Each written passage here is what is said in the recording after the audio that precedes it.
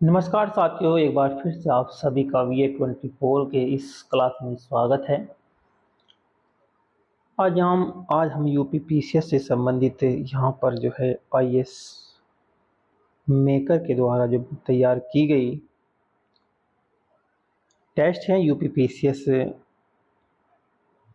के लिए, उसे आज सोल्व करेंगे।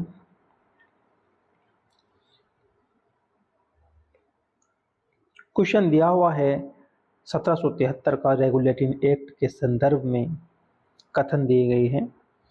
कथन है, जब 1773 का रेगुलेटिंग एक्ट आया तब इसमें कंपनी के कर्मचारियों को जो निजी व्यापार करने से प्रतिबंधित कर दिया था। बिल्कुल कथन बिल्कुल सही है।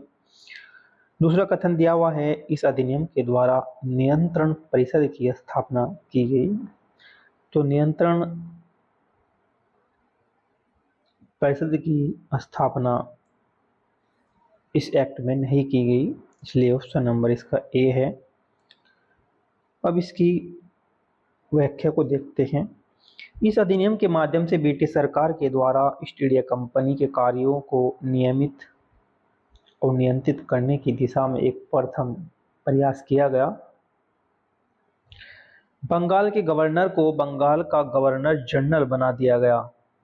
बंगाल के गवर्नर को गवर्नर जनरल बना दिया गया 1773 के एक्ट के द्वारा, तथा उसे परामर्श देने के लिए 4 सदस्यीय कार्यकारिणी परिषद भी बनाई गई, जिसके 4 सदस्य थे फिलिप फ्रांसिस और क्लेवेरिंग मॉन्सन एवं बरबेल का गठन किया गया। मद्रास और बम्बई के गवर्नर इसके अधीन हो गए। जो मद्रास और बम्बई के जो गवर्नर थे इसके अधीन हो गए किसके? बंगाल के गवर्नर जनरल के। अधिनियम के तहत प्रथम गवर्नर जनरल जो बने थे वारेन हेस्टिंग्स बने थे। इनके वारेन हेस्टिंग्स पहले बंगाल के प्रथम गवर्नर जनरल थे। इस अधिनियम के अंतर्गत 1774 में कलकत्ता में एक सुप्रीम कोर्ट की स्थापना की गई। जो 1773 का एक्ट था, उसी एक्ट के अंतर्गत 1774 में कलकत्ता में एक सुप्रीम कोर्ट की स्थापना की गई, जिसमें एक मुख्य न्यायाधीश और 3 न्यायाधीश नियुक्त किए गए। और इनका जो न्यायाधिकार क्षेत्र रहा इस न्यायालय का, तो वो बंगाल, बिहार, उड़ीसा तक ही सीमित रहा। कहाँ तक रहा? बंगाल, उड़ीसा और बिहार तक सीमित रहा। इसके मुख्य न्यायाधीश जो बने, प्रथम भी बने थे सर एलिजा इम्पे बने थे। और अन्य न्यायाधीश जो थे वो थे चैम्बर्स, लिमेस्टर और हाइड थे। कंपनी के कर्मचारियों को निजी व्यापार करने और भारतीय लोगों को परितोष एवं उपहार लेने से प्रतिबंधित कर दिया गया। इस अधिनियम के तहत कोर्ट ऑफ डायरेक्टर के माध्यम से ब्रिटिश सरकार का कंपनी का शासन अधिक सशक्त हो गया। नेक्स्ट देखते हैं, पीटर्स इंडिया एक्ट के संदर्भ में निम्नलिखित कथनों पर विचार कीजिए। जो पीटर्स इंडिया एक्ट आया 1784 का, उसके बारे में कथन दिए गए हैं। क्या इस एक्ट का नाम ब्रिटेन के तत्कालीन युवा प्रधानमंत्री विलियम पिट के नाम पर रखा गया? कथन बिल्कुल सही है। जो 1784 का पीटर्स इंडिया एक्ट आया, वो इसका नाम ब्रिटेन के तत्कालीन युवा प्रधानमंत्री विलियम पिट के नाम पर रखा गया। इसके तहत भारत में कंपनी के अधीन क्षेत्र को पहली बार ब्रिटिश आधिपत्य का क्षेत्र कहा गया। क्या ये दूसरा कथन भी सही है? ये दोनों ही कथन सही है, क्योंकि 1784 का जो पीटर्स इंडिया एक्ट आया था, इसके तहत इसका नाम जो रखा गया था, ब्रिटेन के तत्कालीन युवा प्रधानमंत्री थे विलियम पिट, उसके नाम पर रखा गया था। और इसके तहत भारत में कंपनी के अधीन क्षेत्र को पहली बार ब्रिटिश आधिपत्य का अधिकार दे दिया गया था। बिल्कुल दोनों ही कथन सही हैं। देखिए इसकी व्याख्या देखते हैं। 1784 का पीटर्स इंडिया एक्ट इसका नाम ब्रिटेन के तत्कालीन युवा प्रधानमंत्री विलियम पिट के नाम पर रखा गया। इसके तहत भारत में कंपनी के अधीन क्षेत्र को पहली बार ब्रिटिश आधिपत्य का क्षेत्र मिला है। इस अधिनियम के माध्यम से ब्रिटिश सरकार का कंपनी के कार्यों और प्रशासन पर पूर्ण नियंत्रण हो गया। इस अधिनियम के द्वारा बोर्ड ऑफ कंट्रोल, जिसे नियंत्रक परिषद बोलते हैं, जो पहले क्वेश्चन में दिया हुआ था, तो वो नियंत्रण परिषद की स्थापना जो की गई 1784 का जो पीटर्स इंडिया एक्ट आता उसमें दी गई थी। इसके माध्यम से ब्रिटिश सरकार और भारत के कंपनी के नागरिक, सैन्य और राजस्व कार्यों पर पूर्ण नियंत्रण रखती थी। इसके अतिरिक्त अभी भी भारत के साथ व्यापार पर कंपनी का एक अधिकारी बना रहा और कंपनी के अधिकारों को नियुक्त करने या हटाने का अधिकार प्राप्त था। अतः ब्रिटिश सरकार और कंपनी दोनों के शासन अर्थात द्वैध शासन की स्थापना कर दी गई। 1784 के पीटर्स इंडिया एक्ट के द्वारा बोर्ड ऑफ कंट्रोल नियंत्रण परिषद की स्थापना की गई, जिसके माध्यम से ब्रिटिश सरकार भारत की कंपनी, नागरिक, सैन्य और राजस्व कार्यों पर नियंत्रण रखती थी। नेक्स्ट देखते हैं 1813 का चार्टर अधिनियम। 1813 का चार्टर अधिनियम के संदर्भ में विचार है। कंपनी की आय से भारत की शिक्षा के लिए प्रतिवर्ष 1 लाख रुपए का खर्च करने का प्रावधान कर दिया गया।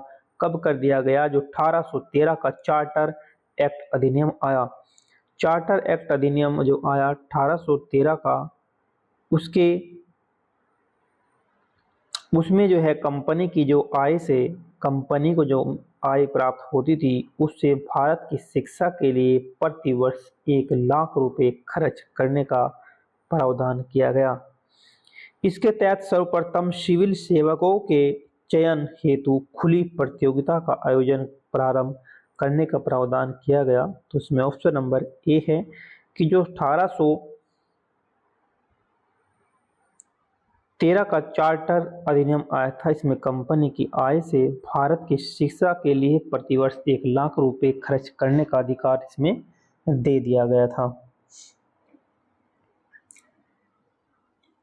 इसके फैक्ट देखते हैं। 1813 का चार्टर अधिनियम, तो 1813 का चार्टर अधिनियम है कंपनी का भारतीय व्यापार पर एक अधिकार समाप्त हो गया। कंपनी का भारतीय व्यापार पर जो एक अधिकार था वो समाप्त हो गया था। कब? 1873 के चार्टर एक्ट के द्वारा। ईसाई धर्म प्रचारकों को भारत में धर्म प्रचार करने की स्वीकृति प्रदान की गई। चार्टर एक्ट जो 1813 आया था, इसमें ईसाई धर्म प्रचारक को भारत में धर्म प्रचार करने की स्वीकृति प्रदान कर दी गई थी। सभी ब्रिटिश नागरिकों को भारत से व्यापार करने की छूट प्रदान की गई थी। इसी के माध्यम से सभी ब्रिटिश जो व्यापारी थे भारत से व्यापार करने की छूट प्रदान कर दी गई थी। कंपनी की आय से भारतीय शिक्षा के लिए प्रतिवर्ष 1 लाख रुपए खर्च करने का प्रावधान इसमें किया गया था। और भारत में आंग्ल शिक्षा के समर्थकों के नेता ट्रेवलियन थे। भारत में जो आंग्ल शिक्षा के समर्थकों के जो नेता थे वे ट्रेवलियन थे, जबकि H.T. प्रिंसेप प्राच्य शिक्षा के समर्थकों के नेतृत्व करता थे। कंपनी का भारतीय व्यापार पर एक अधिकार समाप्त हो गया 1813 के चार्टर एक्ट के द्वारा और ईसाई धर्म प्रचारकों को भारत में धर्म प्रचार करने की स्वीकृति भी प्रदान कर दी गई।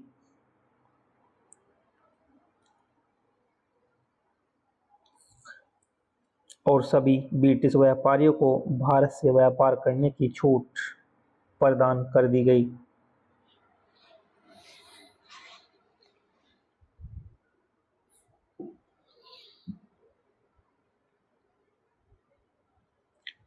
नेक्स्ट देखते हैं निम्नलिखित में से किस अधिनियम के तहत गवर्नर जनरल की परिषद में एक चौथा सदस्य विशेष विधि विशेषज्ञ के रूप में शामिल किया गया। वो कौन सा अधिनियम था जिसमें गवर्नर जनरल की परिषद में एक चौथा सदस्य विधि विशेषज्ञ के रूप में शामिल किया गया? और 1833 का चार्टर अधिनियम। इस अधिनियम के तहत बंगाल के गवर्नर जनरल को भारत का गवर्नर जनरल बना दिया गया। इस चार्टर एक्ट की जो खास बात ये रही, 1833 का जो चार्टर एक्ट था, इस अधिनियम के तहत बंगाल के गवर्नर जनरल को भारत का गवर्नर जनरल बना दिया गया। गवर्नर जनरल में नागरिक और सैन्य शक्तियां निहित थी और भारत के प्रथम governor general Lord William Bentinck थे। इस अधिनियम के तहत मद्रास और मुंबई के गवर्नरों को विधायिका संबंधी शक्ति से वंचित कर दिया गया और भारत के गवर्नर जनरल को संपूर्ण ब्रिटिश भारत में विधायिका के असीमित अधिकार प्रदान कर दिए गए। इस अधिनियम के तहत ईस्ट इंडिया कंपनी विशुद्ध रूप से प्रशासनिक निकाय बन गई और इसके तहत सर्वप्रथम सिविल सेवकों के चयन हेतु खुली प्रतियोगिता का आयोजन प्रारंभ कर दिया गया, जो 1833 का चार्टर अधिनियम था। गवर्नर जनरल की परिषद में एक चौथा सदस्य विधि विशेषज्ञ के रूप में शामिल किया गया। प्रथम विधि विशेषज्ञ की बात करें तो मैकाले थे। उनका नाम क्या था? उनका नाम था मैकाले। नेक्स्ट देखते हैं, किस अधिनियम के तहत केंद्रीय स्तर पर संघीय लोक सेवा आयोग और प्रांतों में प्रांतीय लोक सेवा आयोग की स्थापना की गई? किस अधिनियम के तहत केंद्रीय स्तर पर संघीय लोक सेवा आयोग और प्रांतों में प्रांतीय लोक सेवा आयोग की स्थापना की गई? तो ऑप्शन नंबर है इसका डी है, भारत शासन अधिनियम 1935। भारत शासन अधिनियम 1935 की बात करें तो जो हमारे संविधान का निर्माण है, जो हमारे संविधान की पृष्ठभूमि है, जो हमारे संविधान में जो एक आधार है संविधान का, वो 1935 के अधिनियम से ही लिया गया था। तो ये मानो कि अगर हमारा जो संविधान है उसका 75% जो हिस्सा है वो तो केवल भारतीय शासन अधिनियम 1935 से है। इसमें क्या व्यवस्था कर दी गई? इसमें केंद्र में द्वैत शासन की व्यवस्था की गई। केंद्र में द्वैत शासन की व्यवस्था की गई। संघीय विषयों को 2 भागों में संरक्षित एवं हस्तांतरित में विभाजित किया गया। संरक्षित विषय का प्रशासन गवर्नर जनरल कुछ पार्षदों की सहायता से करता था जो संघीय व्यवस्थापिका के प्रति उत्तरदायी नहीं थे। हस्तांतरित विषयों का प्रशासन गवर्नर जनरल के मंत्रियों को सौंपा गया। मंत्री विधानमंडल के सदस्यों से चुने जाते थे तथा उनके प्रति उत्तरदायी होते थे। इस अधिनियम में एक अखिल भारतीय संघ की व्यवस्था की गई थी और प्रांतों में द्वैत शासन समाप्त कर प्रांतीय स्वायत्तता की स्थापना की गई। प्रांतीय विधानमंडल का विस्तार किया गया। प्रांतों में से 11 में से 6 विधानमंडलों में द्विसदन व्यवस्था की गई। जो 11 मंडल थे, प्रांत थे, 11 प्रांतों में से 6 प्रांतों में 6 में जो है विधानमंडलों में द्विसदन व्यवस्था की गई। बर्मा जो वर्तमान में म्यांमार को भारत से अलग कर दिया गया। भारत को म्यांमार से अलग कर दिया गया। किसमें? 1935 के शासन अधिनियम में। 1858 में स्थापित भारत परिषद को समाप्त कर दिया गया। ये सब फैक्ट हैं जो परीक्षा की दृष्टि से काफ़ी हेल्पफुल हैं। तो 1858 में स्थापित किया गई थी जो भारत परिषद, उसे भी समाप्त कर दिया और 1935 के भारत शासन अधिनियम के तहत केंद्रीय स्तर पर संघीय लोक सेवा आयोग और प्रांतों में प्रांतीय लोक सेवा आयोग की स्थापना कर दी गई 1935 ईस्वी में। नेक्स्ट है, नीचे 2 वाक्य दिए गए हैं, कथन 1 और कथन 2 के द्वारा इनका चरण कीजिए। कथन 1 दिया गया है, 1861 के भारत परिषद अधिनियम के द्वारा विकेंद्रीकरण की प्रक्रिया शुरू की गई और 1861 के भारत परिषद अधिनियम के तहत मद्रास और मुंबई प्रेसिडेंसियों को विधायी शक्तियां पुनः प्रदान की गई।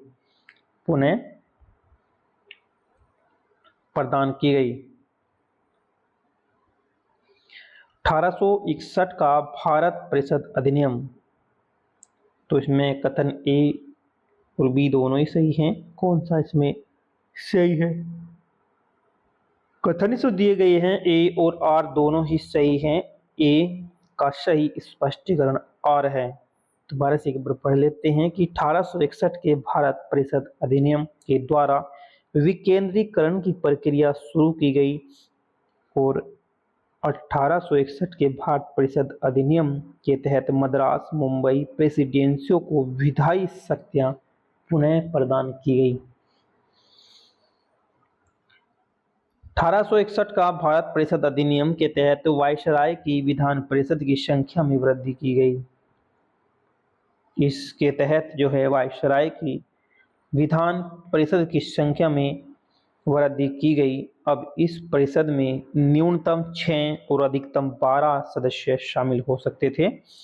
इस परिषद में अब कम से कम 6 और अधिक से अधिक 12 सदस्य जो है शामिल हो सकते थे।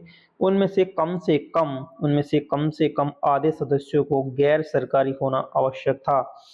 वायसराय को विधायी कार्यों हेतु नए प्रांतों का निर्माण करने तथा नवनिर्मित प्रांतों में गवर्नर या लेफ्टिनेंट गवर्नर को नियुक्त करने का अधिकार प्रदान किया गया।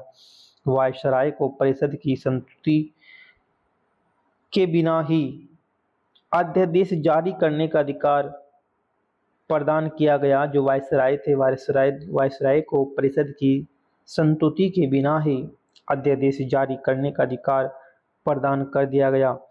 ऐसा अध्यादेश की अवधि 6 माह तक थी और इस अधिनियम ने लॉर्ड कैनिंग के द्वारा 1859 में प्रारंभ विभागीय प्रणाली को मान्यता प्रदान की गई। इस अधिनियम के तहत मद्रास और मुंबई प्रेसिडेंसियों को विधायी शक्तियां पुनः प्रदान करके विकेंद्रीकरण की प्रक्रिया शुरू की गई। ए और आर दोनों ही इसमें इसके सही स्पष्टीकरण थे।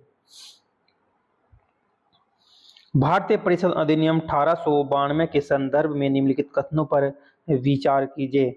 तो इस अधिनियम के द्वारा विधि निर्माण संस्थाओं को बजट पर बहस करने के अधिकार के साथ मतदान का अधिकार भी प्रदान कर दिया गया। जो 1892 के संदर्भ में निम्नलिखित कथनों पर विचार ये हैं।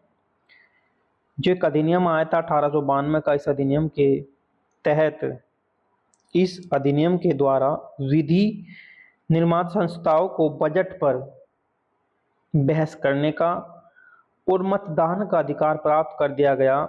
और दूसरा इसमें दिया गया है, इसके माध्यम से केंद्रीय और प्रांतीय विधान परिषदों में गैर सरकारी सदस्यों की संख्या में वृद्धि कर दी गई। तो ऑप्शन नंबर इसका बी ओनली दूसरा है।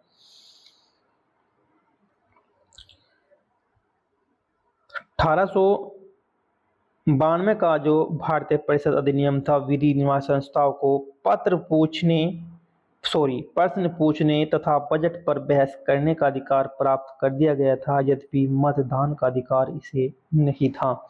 जो 1892 का जो भारतीय परिषद अधिनियम था, उसके तहत जो है बजट पर बहस करने का अधिकार तो मिल गया था, लेकिन मतदान का अधिकार नहीं मिला था। और आपको दे रखा है मतदान का अधिकार दे दिया गया था, तो यहाँ से जो है ये गलत हो चुका है इसका कथन। तो इसका कथन सिर्फ यही है, इसके माध्यम से केंद्रीय और प्रांतीय विधान परिषदों में गैर सरकारी सदस्यों की संख्या में वृद्धि की गई। नेक्स्ट देखते हैं, माल्ले मिंटो सुधार के प्रमुख जो प्रावधानों के संदर्भ में कथन दिए गए हैं, क्या कथन दिए गए हैं इसमें देखते हैं। इसके तहत वायसराय की कार्यकारिणी में एक भारतीय सदस्य की नियुक्ति करने का प्रावधान किया गया। जो माल्ले मिंटो सुधार के प्रमुख प्रावधानों के संदर्भ में के संदर्भ में निम्नलिखित कथनों पर विचार ये था, इसके तहत किसके तहत, मार्लिमेंटो सुधार के तहत, मार्लिमेंटो सुधार के तहत वायसराय की जो कार्यकारिणी में एक भारतीय सदस्य की नियुक्ति करने का प्रावधान मिल गया था। ऐसे प्रथम भारतीय सदस्य आगा खां थे, तो ये गलत है। तो इसका ऑप्शन नंबर ए है, इसका ऑप्शन नंबर ए है कि जो मार्लिमेंटो सुधार 1909 का अधिनियम आया था, यह सुधार 1906 में आगा खां के नेतृत्व में मुस्लिम प्रतिनिधिमंडल के द्वारा वायसराय लॉर्ड मिंटो के प्रथम निर्वाचन प्रणाली के परिप्रेक्ष्य में किया गया था। लॉर्ड मैकाले भारत के राज्य सचिव थे और लॉर्ड मिंटो भारत के वायसराय।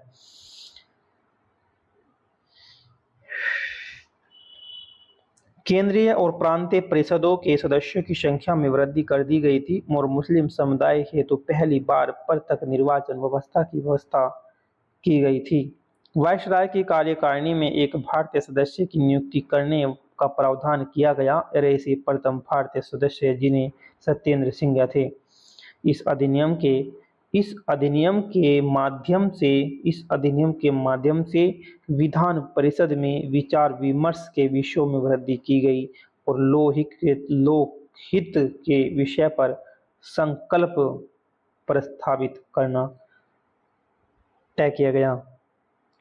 नेक्स्ट है भारत शासन अधिनियम। भारत शासन अधिनियम 1919 में सांप्रदायिक आधार पर पृथक निर्वाचन को विस्तारित करके निम्नलिखित में से किस को शामिल किया गया था, ईसाई, आंग्ल भारतीय या दलित। तो ऑप्शन नंबर डी है, इसका 1 और 2 यानी कि ईसाई और भारतीय आंग्ल को शामिल किया गया। भारत शासन अधिनियम 1919 में सांप्रदायिक आधार पर पृथक निर्वाचन को विस्तारित करके निम्नलिखित में से किस को शामिल किया गया था, ये ईसाई को शामिल किया गया और आंग्ल भारतीयों को इसमें शामिल किया गया था। व्याख्या देखते हैं इसकी कि भारत शासन अधिनियम 1919 मोंटेग्यू चेम्सफोर्ड सुधार किए गए। मोंटेग्यू भारत का सचिव और Lord Chelmsford viceroy. Montagu Chelmsford का मतलब था कि मोंटेग्यू भारत के सचिव थे और लॉर्ड चेम्सफोर्ड जो थे वायसराय थे। यह अधिनियम 1921 में लागू हुआ था। 1919 का जो मोंटेग्यू चेम्सफोर्ड सुधार हुआ था, ये लागू कब हुआ था, ये 1921 में लागू हुआ था। इसके मुख्य जो प्रावधान निम्नलिखित में से ये थे कि प्रांतों में द्वैत शासन की शुरुआत होने लगी। वायसराय की कार्यकारिणी परिषद में 6 सदस्यों में से 3 का भारतीय होना अनिवार्य कर दिया गया।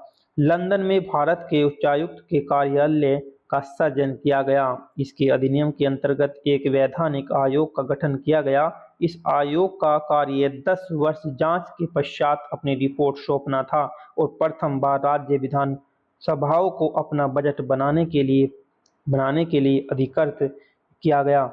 सांप्रदायिक आधार पर पृथक निर्वाचन को विस्तारित करके इसमें ईसाइयां, आंग्ल भारतीय और यूरोप को भी इसमें शामिल कर लिया गया था। तो इसमें दिया गया है ईसाई, भारतीय, आंग्लेय और किसे कर लिया गया, यूरोपियों को भी इसमें शामिल कर लिया गया था। यूरोपियों को भी इसमें शामिल कर लिया था। 10th देखते हैं। नेक्स्ट है, निम्नलिखित में से कौन से प्रावधान नेहरू रिपोर्ट में शामिल किए गए। निम्नलिखित में से कौन से प्रावधान जो है नेहरू रिपोर्ट में शामिल किए गए हैं, तो ये हैं मौलिक अधिकार किए गए थे। नेहरू रिपोर्ट में कौन किए गए थे, मौलिक अधिकार किए गए थे। और दूसरा है अल्पसंख्यकों के अधिकार भी किए गए थे। अगस्त 1928 में नेहरू रिपोर्ट बनाई गई थी जिसकी अध्यक्षता की थी पंडित मोतीलाल नेहरू के द्वारा और इसका निर्माण बम्बई में किया गया था। और इसके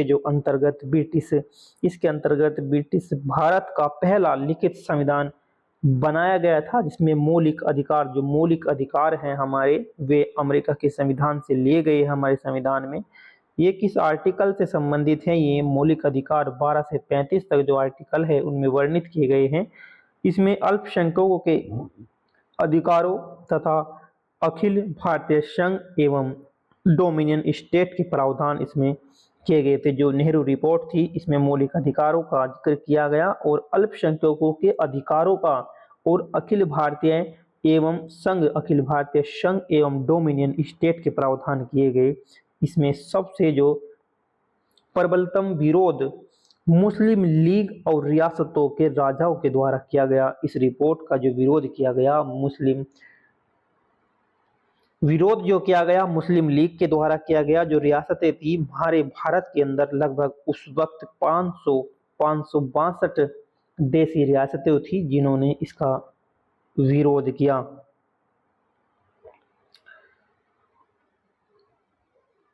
तो ये 10 क्वेश्चन थे जो पीसीएस या आरओ की परीक्षा के लिए महत्वपूर्ण थे। एक बार रिवीजन करें। ये आज इस मेकर के द्वारा बनाई गई टेस्ट सीरीज है।